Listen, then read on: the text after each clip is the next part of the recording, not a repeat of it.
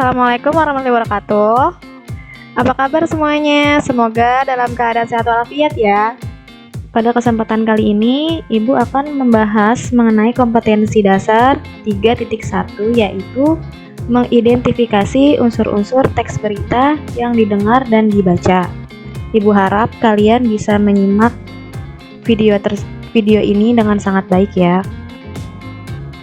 Nah, dari bagian ini kita bisa lihat kalau berita itu haruslah memiliki fakta, opini, maupun terkini. Fakta di sini adalah bermaksud fakta itu artinya benar, berarti berita itu benar-benar terjadi. Opini adalah pendapat orang lain. Oh, berarti pendapat orang lain itu termasuk berita ya? Iya, karena dalam opini ini adalah termasuk juga ada saksi mata, tersangka maupun terdakwa. Yang ketiga adalah terkini. Terkini berarti beritanya baru, yakni up to date, tidak ketinggalan zaman. Nah, dalam fakta opini terkini tersebut haruslah diringkas secara menarik dan penting agar menambah minat baca seseorang. Nah, jadi dapat disimpulkan bahwa berita adalah informasi di dunia yang memuat fakta, opini, dan terkini yang disampaikan secara menarik dan penting dalam media cetak maupun media elektronik. Nah, kita juga bisa lihat berita itu atau informasi itu dari bentuk tertulis. Kita bisa lihat di kamus, buku pengetahuan, buku pelajaran, ensiklopedia, teks atau naskah. Lalu ada juga selain tertulis ada lisan, yakni dari rekaman siaran televisi, radio, wawancara, pidato atau khotbah, dan naskah langsung. Nah, yang ketiga ada narasumber. Narasumber itu adalah orang yang tahu kejadian tersebut gitu loh. Jadi kita bisa bertanya jawab sama dia. Dari tanya jawab itu menghasilkan wawancara dan pengamatan sehingga mendapatkan informasi yang valid. Valid itu artinya benar. Nah, karena kalian masih siswa SMP juga, jadi kegunaan berita bagi pelajar yakni pertama, menambah wawasan. Pasti ya ini, karena wawasan itu kan harus terupdate, harus terproses. Jadi yang baru, kita harus menambah wawasan sebagai referensi baru. Yang kedua, sumber referensi. Yang ketiga, menangkal hoax. Jadi kita kalau membaca berita tuh nggak asal, jadi nggak langsung informasi ini langsung kita terapkan di kehidupan kita, nggak kayak gitu ya. Dan yang keempat yakni memperkaya kosa kata. Semakin kita banyak membaca, otomatis pikiran kita semakin terbuka, wawasan kita semakin terbuka, referensi kita semakin banyak. Jadi kita kalau mau berbicara sama orang lain juga lebih mudah. Lalu ada juga ciri berita yang baik. Berita yang baik itu harus menggunakan kata baku dan efektif. Harus singkat. Nah, singkat di sini nggak cuma satu kata. Singkat ini adalah tidak bertele-tele, jadi bahasannya itu jelas. Yang ketiga, haruslah menarik. Berita yang menarik pasti langsung dibaca orang lain. Beda dengan berita yang embel-embelnya kurang menarik. Lalu berita harus sopan. Sopan di sini maksudnya tutur katanya atau ketikannya berbahasa yang baik. Dan yang terakhir adalah mengandung informasi yang jelas, informasi yang dibutuhkan oleh khalayak umum. Nah, ini pelajaran yang paling penting dalam hari ini, yakni unsur-unsur berita. Unsur-unsur berita dalam bahasa Inggris kita menyebutnya 5W 1H. What, where, when, who, why, how. Nah, kalau kalian kelibet, nanti ada yang bahasa Indonesianya. Pertama, what itu artinya adalah apa. What itu yang dibahas adalah mengenai apa sih yang terjadi dalam berita tersebut, kejadian apa sih yang terjadi.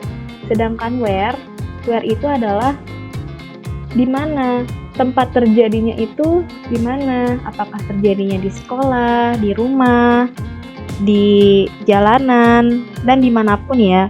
Lalu when itu adalah kapan, menunjuk pada waktu, bisa jadi waktunya pagi, siang, sore, maupun malam. Ada juga who itu adalah pihak yang terkait. Siapa sih orang-orang yang terkait dalam berita tersebut? Bisa jadi tersangka, terdakwa, korban, maupun saksi mata. Ada juga why. Mengapa peristiwa itu terjadi? Alasannya kenapa terjadi? Lalu ada juga how. Bagaimana sih proses terjadinya peristiwa tersebut? Itu ya. Nih dalam bahasa Indonesianya nanti kita sebutnya adalah adik Simba. Apa, di mana, kapan, siapa, mengapa, dan bagaimana. Nih langsung Ibu kasih contohnya. Judul berita yang akan Ibu bahas adalah pesepeda tewas di jalan, warga tak berani mengevakuasi khawatir COVID-19. Madiun, seorang pesepeda Slamet Riyadi, warga desa Kaibon, kecamatan Geger Madiun, tewas di jalan Mojo Arum, Desa Mojopurno, Kecamatan Wungu, Kabupaten Madiun, Jawa Timur, pada hari Senin 27 Juli 2020 sekitar pukul 6 waktu Indonesia Barat. Dari paragraf 1 ini, kita sudah mendapat nih unsur-unsur 5W1H-nya atau adik simbanya. Pertama adalah apa? Peristiwa apa yang terjadi? Pertanyaan ini pasti selalu nomor 1 di benak kita untuk mencari identifikasi 5W1H. Nah, peristiwa apa yang terjadi? Peristiwa yang terjadi pada berita tersebut adalah seorang pesepeda tewas di jalan. Nah, lalu yang kedua, di mana peristiwa tersebut terjadi? Kita bisa lihat di sini peristiwa tersebut terjadi di Jalan Mojo Arum, Desa Mojopurno, Kecamatan Wungu, Kabupaten Madiun, Jawa Timur. Lalu ada kapan? Kapan peristiwa tersebut terjadi? Di sini terlihat jelas, yakni pada hari Senin 27 Juli 2020 sekitar pukul 6 waktu Indonesia Barat. Nah, kemudian pihak yang terkait ini siapa nih? Siapa pesepeda yang meninggal di Jalan Mojo Arum? Siapa yang meninggal? Kita bisa lihat di sini adalah namanya Slamet Riyadi, berusia 63 tahun. Nah, jadi dari satu paragraf tersebut aja kita sudah bisa menemukan 4 unsur berita. Ibu lanjutin lagi. Warga sekitar yang melihat kejadian itu tak berani memberikan pertolongan karena khawatir pandemi COVID-19. Warga langsung melaporkan kejadian itu ke Polsek dan Puskesmas Wungu.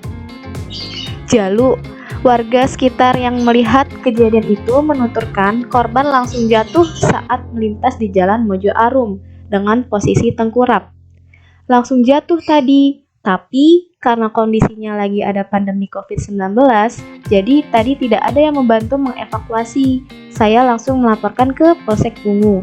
Kata dia, yaitu dianya ini adalah Jalu ya, pendapatnya si Jalu yang ini nih, yang dipetikannya adalah kalimat langsung. Nah, dari 2 paragraf ini kita bisa menemukan pertanyaan mengapa. Mengapa warga tak berani memberikan pertolongan? Jawabannya adalah karena warga khawatir pandemi COVID-19. Lalu bagaimana kondisi korban setelah terjatuh? Kita lihat di paragraf keduanya, jawabannya adalah dengan posisi tengkurap. Sebenarnya dari 2 paragraf ini kita juga bisa menemukan unsur 5W, yakni adalah siapa. Siapa yang melaporkan kejadian itu ke Polsek dan Puskesmas Wungu? Jawabannya adalah warga.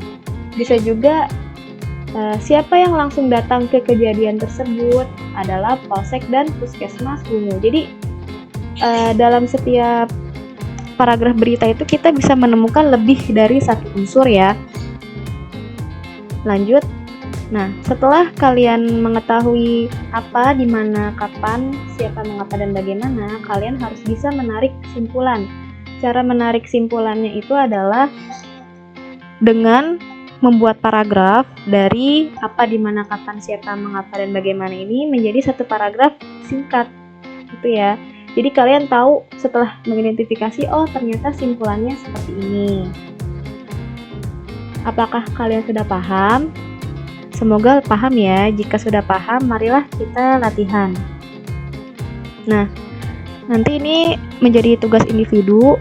Pertama, nanti Ibu share mengenai video, yakni aksi pencurian kurban dijagal di lokasi. Judulnya ya. Aksi pencurian kurban dijagal di lokasi.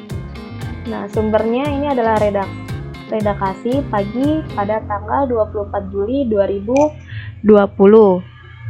Nah, nanti formatnya ada judul berita, tanggal pemberitaan, pukul, dan stasiun televisi. Nah, kalian bikin format di buku tulis seperti ini. Bagannya ya. Jadi ada apa, di mana, kapan, siapa, mengapa, bagaimana. Kalian bikin pertanyaannya dan jawabannya ada di sini, serta simpulannya ada di bawah.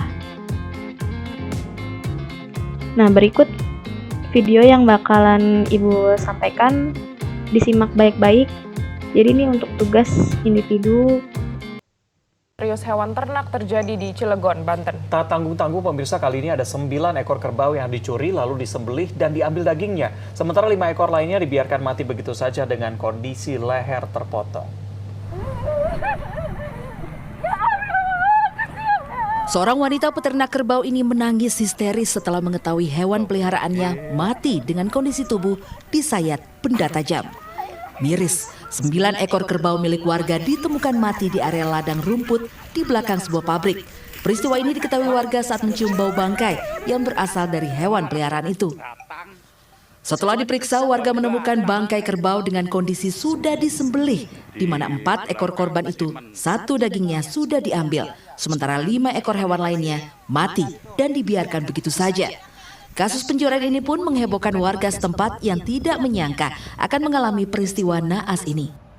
Ada 9 ekor kerbau yang dicuri, 4 ekor, yang 5 dibiarkan tergeletak di situ. Disembelih dulu apa gimana tuh? Langsung dipotong. Bagian dalamannya ditaruh di sini, dagingnya dibawa. Oh, jadi pencurinya bawa dagingnya aja, sisanya nggak dibawa ya? Iya, dalamannya sama tubuh-tubuhnya masih digeletakin di sini aja. Kasus pencurian hewan ternak dengan modus meninggalkan bangkai bukan kali pertama terjadi dan hingga kini belum terungkap oleh pihak berwajib. Kini kasus ini telah ditangani oleh Polres Cilegon dan sebagian bangkainya telah dievakuasi untuk kepentingan penyelidikan. Adi Mazda, Cilegon, Banten.